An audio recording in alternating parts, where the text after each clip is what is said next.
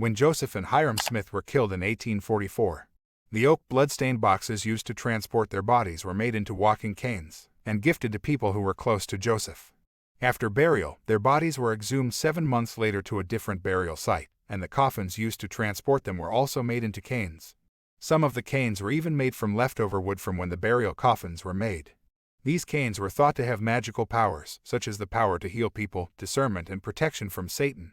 Owners of these canes included Brigham Young, Willard Richards, Wilford Woodruff, Peregrine Sessions, Philo Dibble, Willard Snow, James Bird, Sidney Rigdon, Heber C. Kimball, Lucius Scoville, William S. Wadsworth, and Dimmock B. Huntington.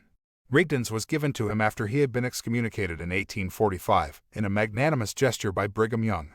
Oliver Huntington, the brother of Dimmock Huntington, who received one of the coffin canes, explained how the canes were made.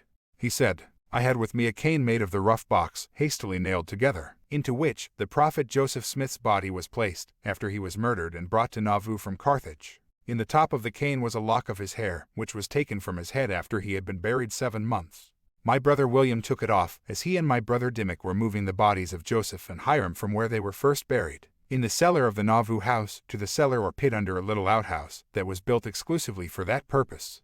The glass over his face was broken, and they saved some of that glass, and a piece of that glass covered the hair in the top of the cane, and then a piece of metal with a round hole in the center was over the glass and hair.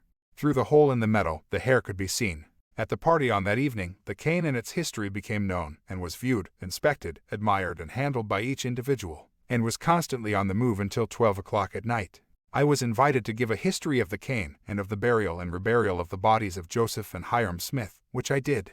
The cane came into my possession in this way. It was my brother Dimmock's cane in the first place. The whole box that Joseph's body was brought to Nauvoo in was sawed up into strips, suitable to make walking canes of, and divided out among his special friends. After the death of Dimmock, the cane became Allen's, and he told me to take and keep it until he called for it. He died without calling for it at all. Various Latter-day Saints attested to the healing properties of these canes, which were considered to be as valuable as something Abraham or Christ himself used.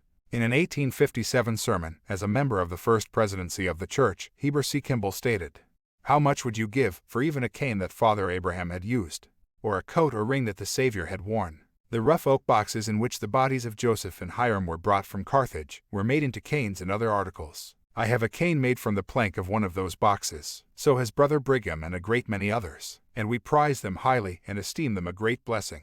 I want to carefully preserve my cane, and when I am done with it here, I shall hand it down to my heir, with instructions to him to do the same.